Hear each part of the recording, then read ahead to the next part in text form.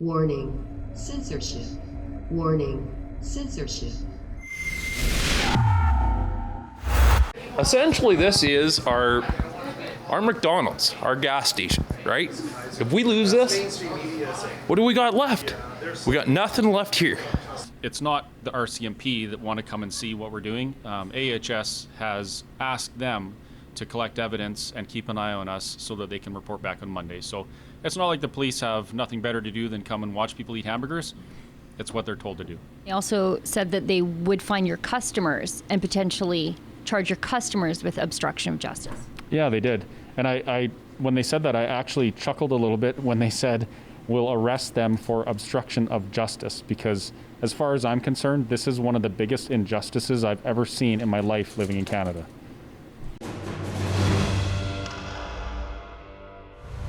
Sheila, Gunn, Reid for Rebel News here in Mirror, Alberta. Now, Mirror is about 2 hours southeast of Edmonton. I'm here at the Whistle Stop Cafe because owner Chris Hall has decided to reopen his restaurant in defiance of the government's orders to close that came down mid-December. Now, Chris didn't come to us through our regular portal for businesses like his who are planning to reopen in opposition to the lockdown. That's iwillopen.com. Actually, I learned about Chris on Facebook. He opened 2 days ago, and the RCMP have already been here twice, including earlier this morning before I got here. Now, the RCMP have told Chris that they will charge his customers with obstruction of justice and fine them. Alberta Health Services has ordered his business closed, and they've threatened the revocation of his health permit to operate. Chris has been threatened with arrest and threatened with orders to appear in court. But Chris isn't closing, and his business is very busy. Now, to be honest, this is one of those assignments I'm very happy to be on. I love small town Alberta, and diner food is my cuisine of choice. So I'm spending the day here at the Whistle Stop. I'm going to talk to the customers, I'll talk to the staff, and I'll talk to Chris about why he's standing strong. It's -20, it's cold, it's gloomy. I need a hot meal and a coffee, so let's get inside the Whistle Stop and check it out. The RCMP were here, I guess, a total of 3 times today. The first time they came, I wasn't here, but it sounds like they saw how many customers you had and then just left. Like, I'm not here to make a scene or anything like that. Obviously, Asia was already here, and you guys had that whole spiel, so I won't rehash or whatever, right? But obviously, I'll pass along my findings. Yep, absolutely. This might have to get revisited on Monday. I understand. It is what it is. So I have been posting updates on the page so that you guys know what we're doing. So. Well, I know. Like, heck, I wasn't even getting calls or like you called it yourself. Like you called media relations, and I don't even know. That wasn't me. No, they told me that you would call them. Honestly, I haven't gotten any calls today, but then media relations has also been calling me, being like, Or somebody's phone on my behalf. well, I don't know. They said that you called or whatever. So, like, honestly, I wasn't looking to expect to go on it, but hey, it is what it is. So I just thought I'd talk to him, sure, tell you that's what it is, and that's where things are at. Okay. Optically, that probably would have been terrible if they started ticketing everybody during the lunch rush. Then they came later on, but it seems as though you have a pretty good relationship with the RCMP. We do. Like, they're a good group of guys. They have a job to do, and they're doing it. And whether they agree with what I'm doing or what AHS is doing or not, they have a responsibility to do their job, and that's what they're doing.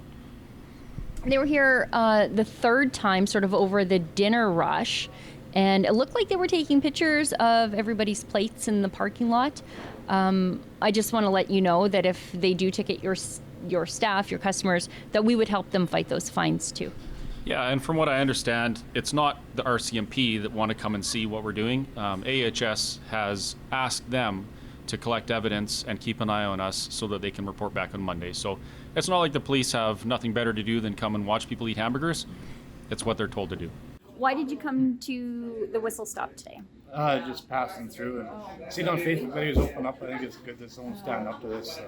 I think there's a little bit of government overreach. So I think they're doing a really good thing here, and I think more people do need to stand up.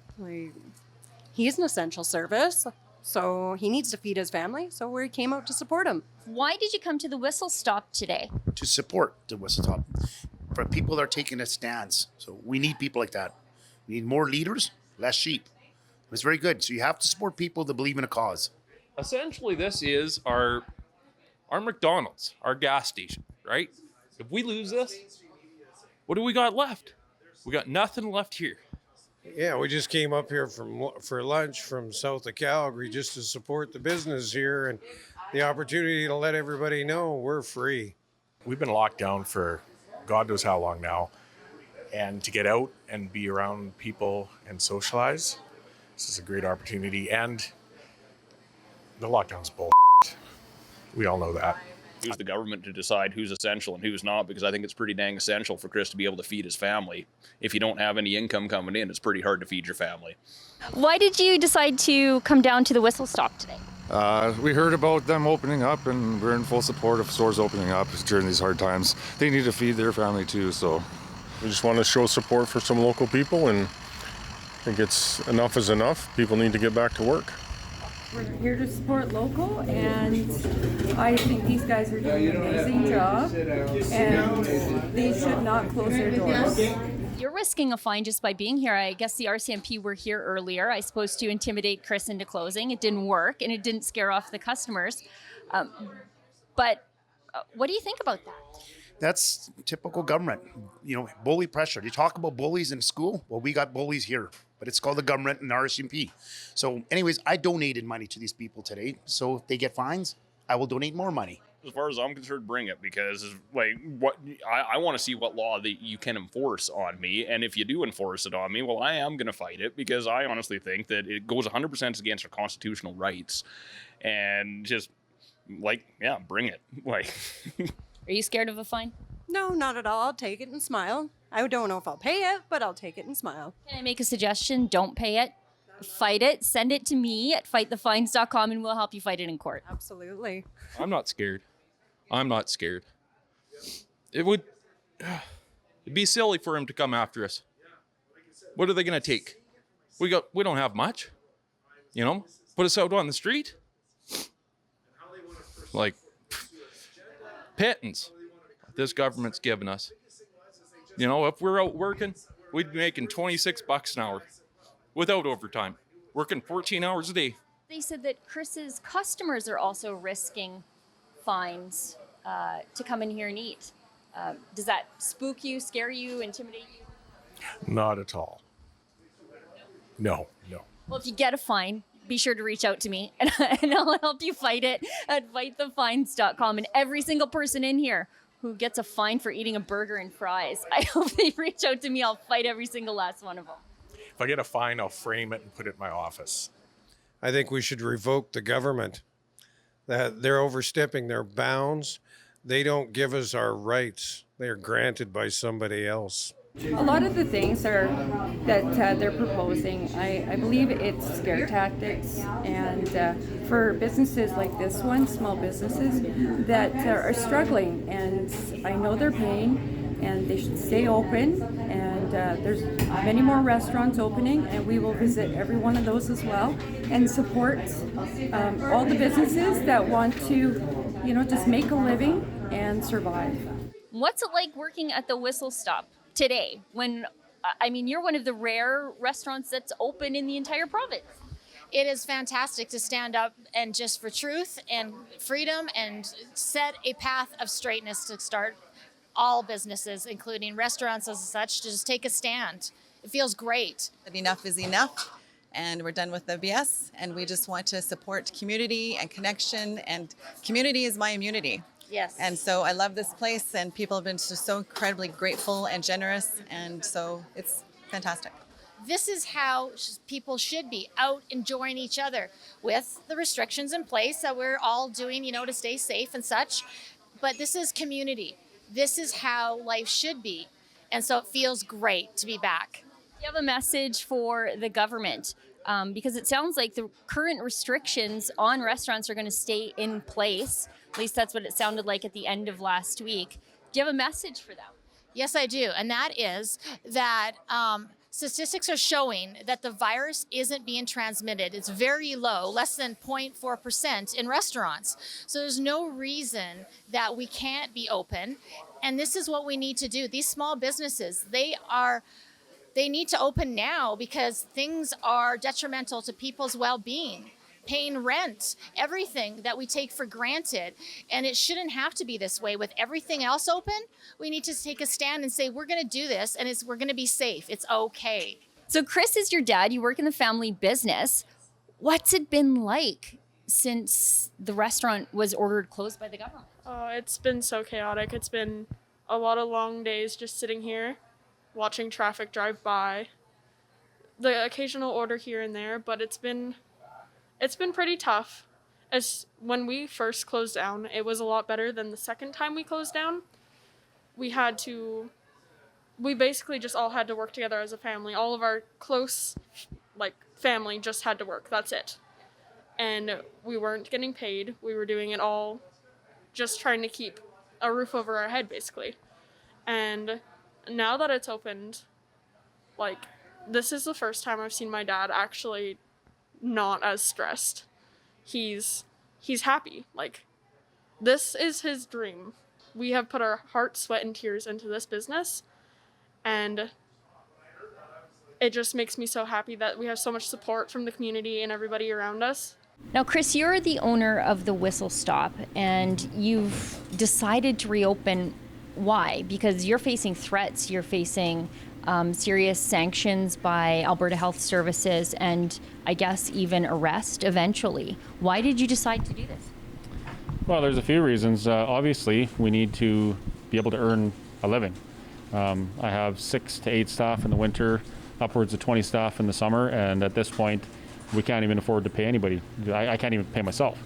So that's the small part of it. The big part of it is Alberta Health Services. They've given us a blanket, universal closure for all businesses, and they haven't done, in my opinion, they haven't done their homework. They haven't done their due diligence to see how this is affecting different areas. Not all businesses are affected the same. Not all areas are as risky as others. So to force businesses like mine and the dozens of other business owners I've met today to go through something like this with no end in sight. It was really the no end in sight, this is an indefinite thing until further notice. That was the final straw. Pretty much enough is enough. Now, tell me what sort of fines, sanctions, and consequences you've been threatened with. So the first thing, the health inspector he's been decent with us. He came in and he did his education thing where he said, these are the rules you're breaking. This is what you need to do to rectify it. And are you going to fix it? And I, of course, said, no, we're going to continue. So the next steps would be another visit from AHS. They may pull my food handling permit, and in which case they'll also contact AGLC. And because I won't have a health permit, AGLC will pull my liquor license. So following that, if I still continue, at that point I won't continue serving liquor because I have no problem with AGLC, and that's just the way it is. I'll continue serving food, and then they'll come out and they'll start issuing fines. I'm still not going to close. Fine after fine after fine. But there will be a point where they're going to come in and they're going to arrest me for obstruction of justice. At least that's what the threat was. And from what I understand, they also said that they would find your customers and potentially charge your customers with obstruction of justice. Yeah, they did. And I when they said that, I actually chuckled a little bit when they said, we'll arrest them for obstruction of justice, because as far as I'm concerned, this is one of the biggest injustices I've ever seen in my life living in Canada. Now, I've spent, most of the day here. I was here during the lunch rush and again during the dinner rush, and things are just sort of slowing down now. Your staff is catching up and cleaning up. The response from the customers was overwhelmingly positive, and every single one that I talked to said they are willing to risk a fine for a $15 meal just to support what you're doing here. Right, because it's not just a $15 meal. It's a statement. It's one voice.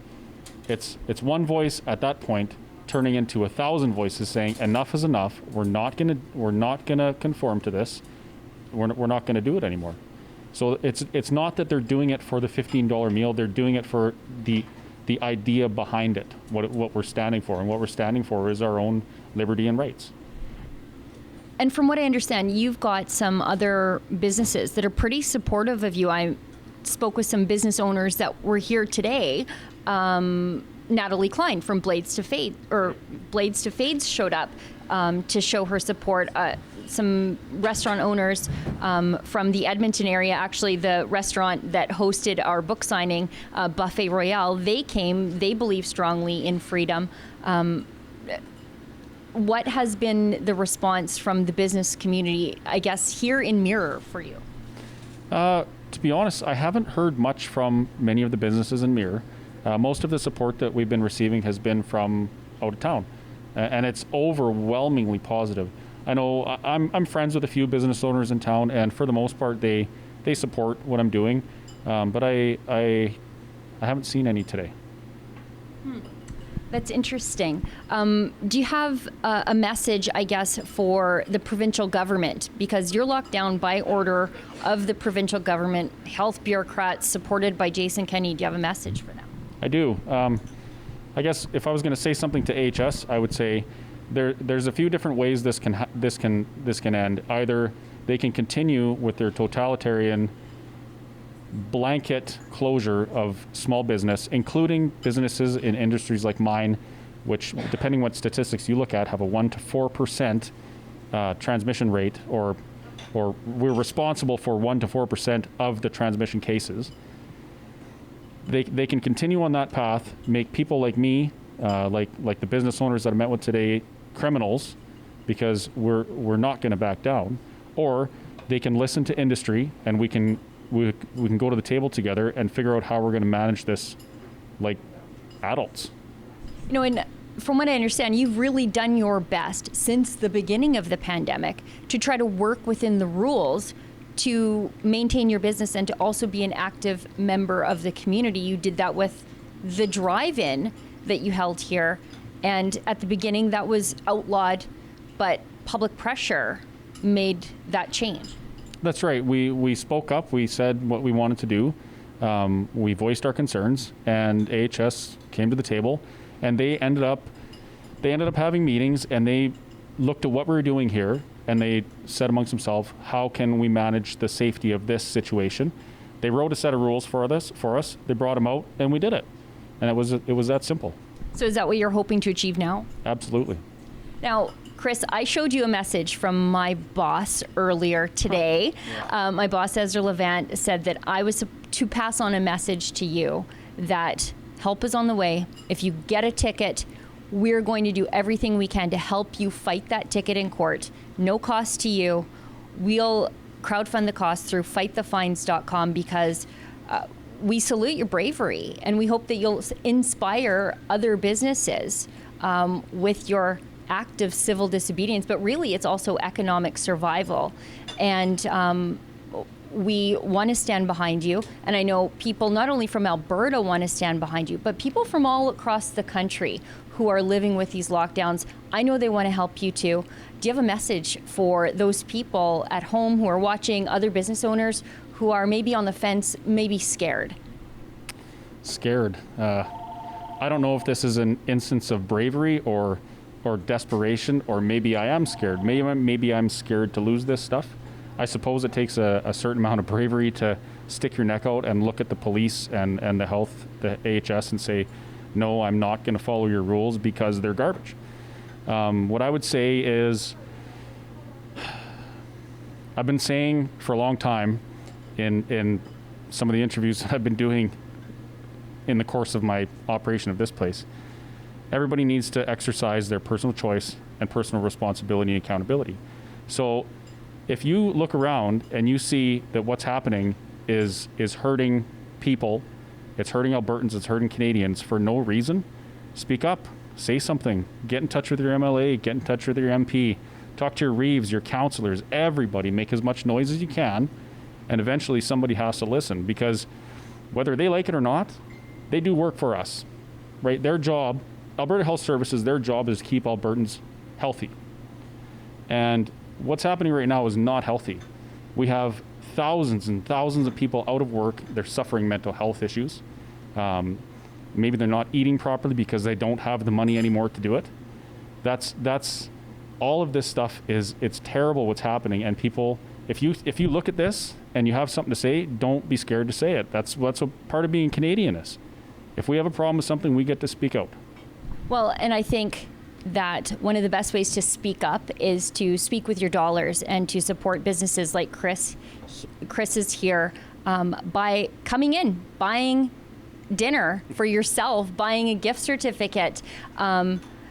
It's the best way, I think, to stand in solidarity and to show businesses like yours that there are people at home who are cheering for you to keep going. Because, Chris, I think you are probably the crack in the dam that I don't think the government is going to be able to keep plugged here in a few days. We've heard from other businesses who are inspired by what you're doing. They're on the fence, and they will see the success of what happened here today and the support of the community, and maybe make that step towards standing up for themselves too.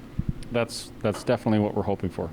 Well, Chris, like I said, I am making a promise to you today. If you get a fine, we don't want you to worry about it. We want you to keep doing what you're doing, being an active member of your community, serving great food to great people here in Mirror, and frankly, from all around the province after I was here today. We'll help you through fightthefines.com, and you just do your best to keep your head above water and keep your staff employed.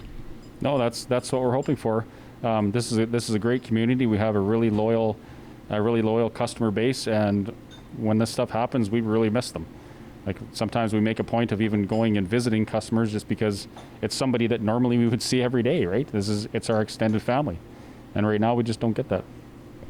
Well, you heard it here. We're going to help Chris. Chris is going to do what he does, feeding people in his community, supporting his community, and standing up for freedom. For Rebel News here in Mirror, Alberta, I'm Sheila Gunn Reid.